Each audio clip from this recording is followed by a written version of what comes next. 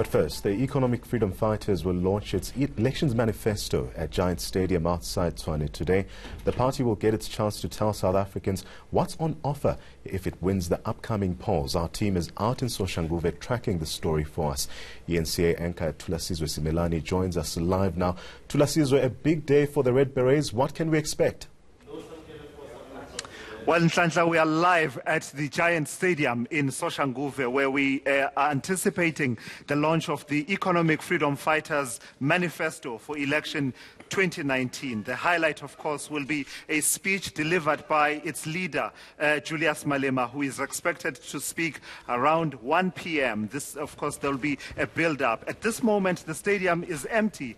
People are still making their way in. In fact, it's mainly the officials who are involved with the rolling out of the programs, the security, the catering people, and the other staff that will be involved in ensuring that everything goes off without a hitch.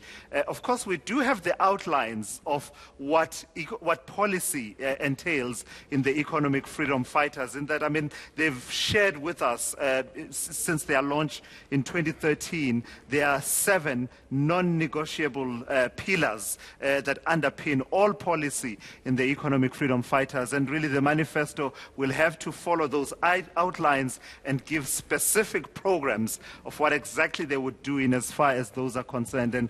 And you know, the first one that really is right up there at the top is the expropriation and nationalization of land without compensation. They consider that to be an absolute non-negotiable. So you can expect that they'll be expanding a bit more on all of those, including building a capable state and also issues to do with free education and access to health care. Those are issues that the EFF considers to be non-negotiable. So we are expecting that we'll hear more of how exactly the EFF proposes to take forward the achievement of these 7 non-negotiable cardinal pillars over the next 5 years, should they be elected into government. But last night, they sort of the culmination of the build-up was a gala dinner that was hosted by the EFF. I didn't attend. I missed out on all of on all that was being dished out at that particular dinner.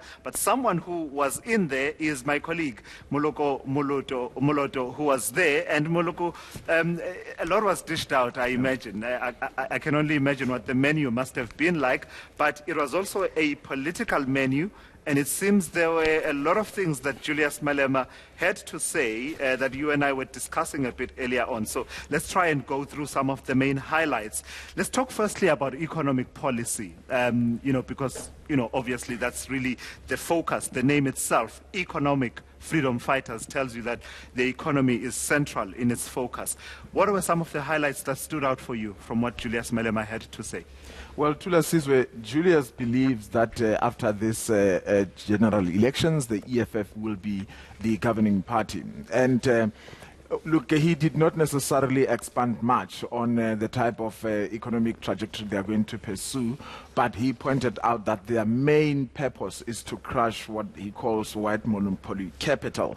And he pointed out that they are also going to be implementing exactly what you see happening in China. They will, whatever is implementable here in the country, that's what they're going to do, even arguing that those people who say that socialism or capitalism has failed elsewhere, they need to understand that if you look at countries like Cuba, they are operating in a system wherein the U.S. has blocked them economically, and even countries like Venezuela, he blames the West generally. And he believes that we can be a mini China here in South Africa. Sure.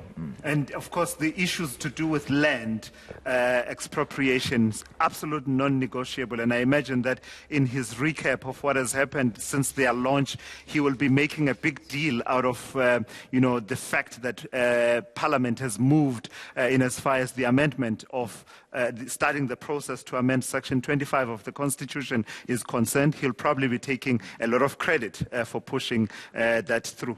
No, that is very true. In fact, they have coined a theme, election theme for this year, and they are saying that our land, our jobs now. They believe that job creation is linked to ownership of the land. But also we should point out, Tulas, that as much as the EFF and the ANC tend to agree that land must be expropriated without compensation, there is still a hurdle.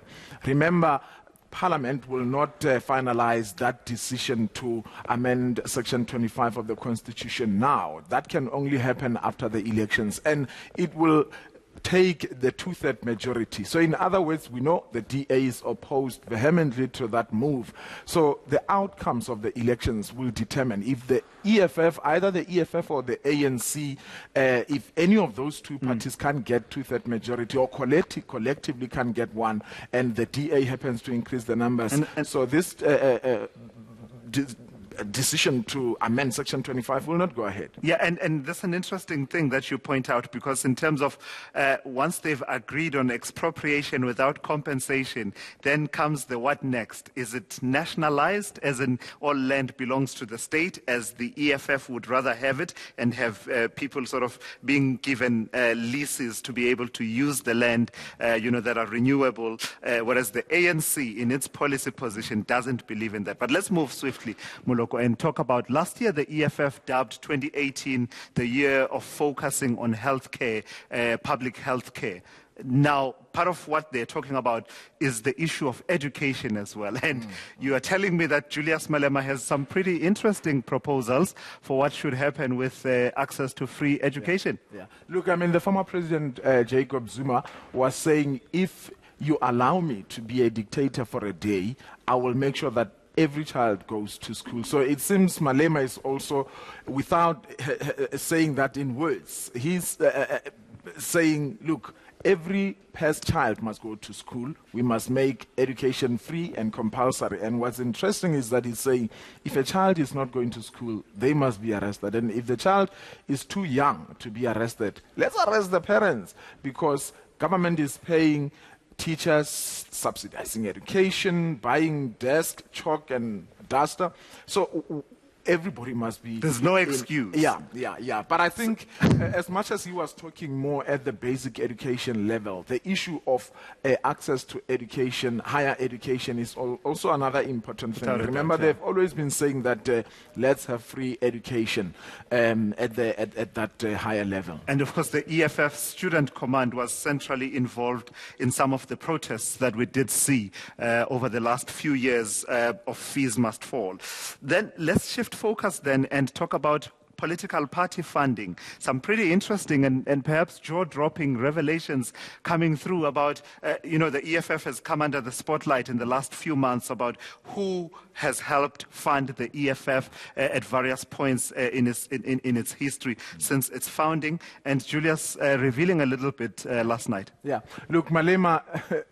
We have the State Commission of Inquiry into State Capture, and it seems like a lot of people are implicated. And he's been saying, look, we are the only party that was never founded or funded by this Bosasa guys. And he went on to say that at some point Mbuiseni Ndlozi got a call from one of the people who said he was organizing a meeting between the leadership of the EFF and the Rupert sisters. Seemingly, they wanted to fund the EFF. That is according to Malema. And he says, Mbuiseni said, look, we are the only party that doesn't want to be captured by the Rupert. Now, last night, Malema announced that there are people who bought the tables. Oftentimes you will have people paying so much money just to sit next to the leader of a particular party.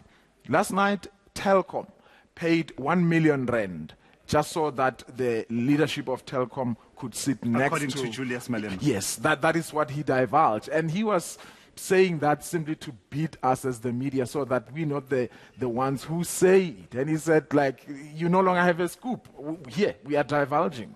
And the cheapest table or in that gala dinner venue was costing 50,000 rand.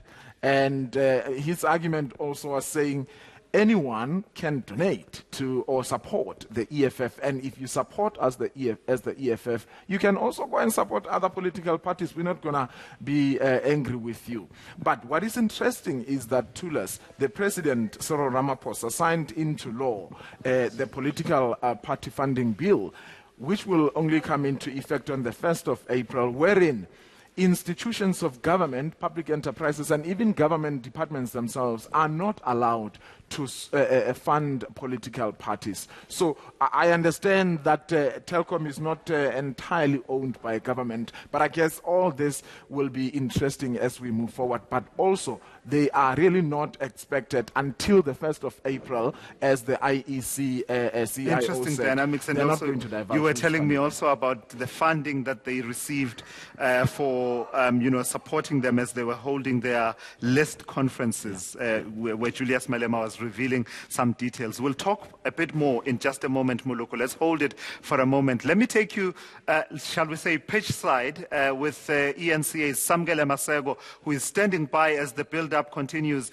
Samgele, give us a sense of the lay of the land. How is it looking out there? At this particular point, of course, the crowds have not started arriving, but there's a lot to see, sites to take in as far as what the EFF has prepared for this launch of this manifesto. Well, Thulasizwe, some ground forces and supporters and members of South Africa's third biggest political party, the Economic Freedom Fighters, are making their way inside the Giant Stadium. I'm just going to ask my colleague Kulufelo just to show you those who are making their way inside the stadium now at Gate 6. You remember this stadium, Thulasizwe? It's where the ANC Youth League President Colin Maine declared war against the Economic Freedom Fighters President Julius Silo Malema. So it's rather surprising that the Economic Freedom Fighters has decided to come here to Soshanguve to have their elections manifesto launched. But I'm now going to throw straight to one of the Economic Freedom Fighters members and supporters who joined the EFF since its inception. He hails from the province of where Silo comes from. That would be Limpopo. Sir, why did you decide to travel all the way from Limpopo to come and listen to the launch of your party's manifesto here today at the Giant Stadium? Well, actually, it's simple. You know, I believe in the EFF, and I believe that EFF is the only party that can liberate our people. Without EFF, there's nothing. I mean, like, EFF is the only party that can root out this corruption that is happening. I mean, like, since the inception of the EFF, we've seen proof of that.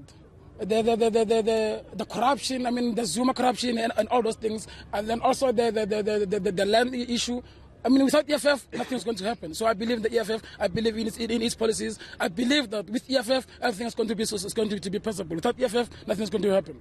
If you look at your party's manifesto, what would you like the Central Command, the CCT of the EFF, through its president today, Julius Silo Malema, to highlight in the manifesto launch of the EFF? What must stand out in that manifesto for you to speak to you as a young person from Limpopo?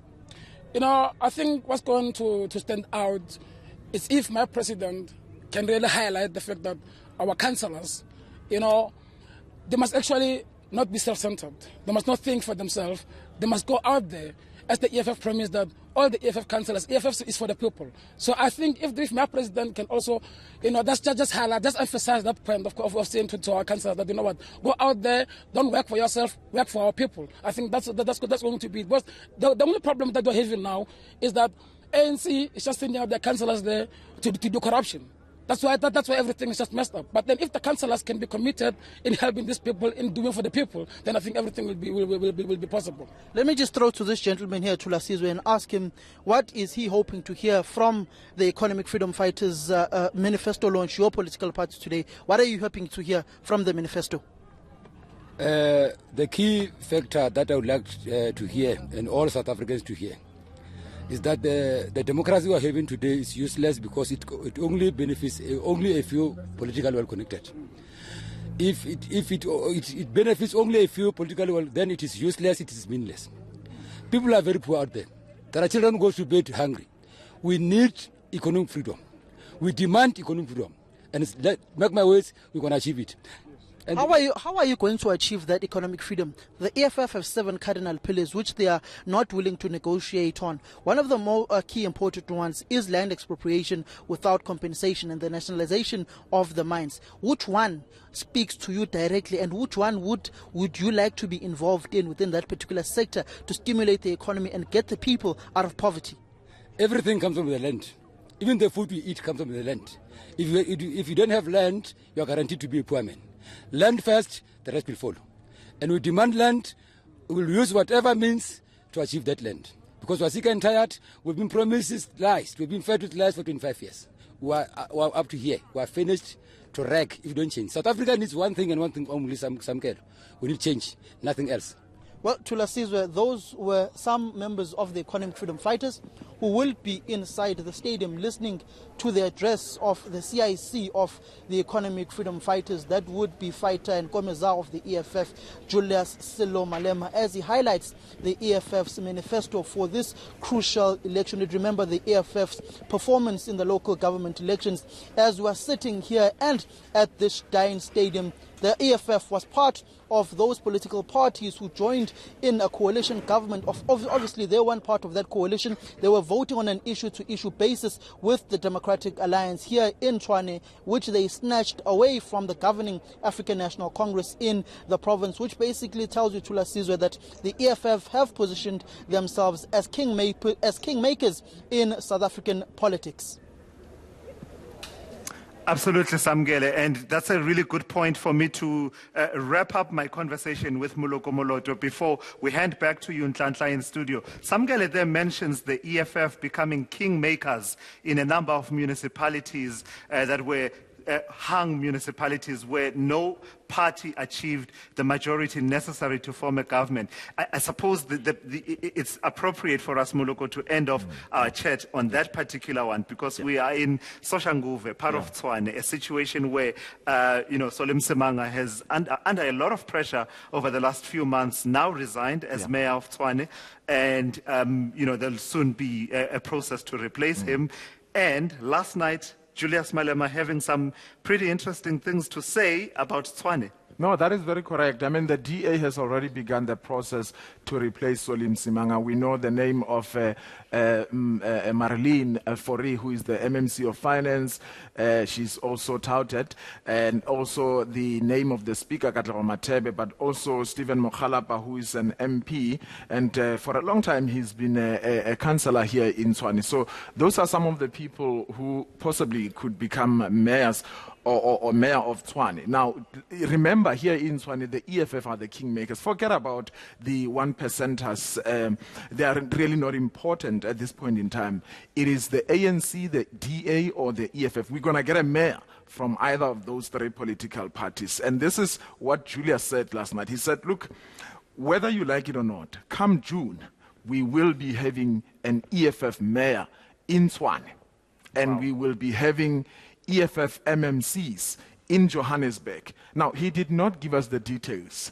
Of course, you now begin to wonder whether the EFF will continue to vote with the DA, wherein there will be an agreement to say we will keep you in power in Johannesburg as the DA, and you will keep the EFF, give the EFF the mayor position in Tshwane, or will the EFF vote with the ANC in this regard? So much more that we're going to continue to explore, and I suppose we should reserve some of it for the next hour, including the EFF's relationship with the media. Julius Malema, some interesting things that he had to say. In fact, some would say even shocking things for him that he said last night, but also the whole position on LGBTIQ community in South Africa. But for now, let's leave it here and return back to you in studio there in Tlantla. There's so much more, as you can hear, that we have to talk about and sort of unpack in the build-up, of course, to the main event, the start of the proceedings here at the Giant Stadium in Soshanguve. Well,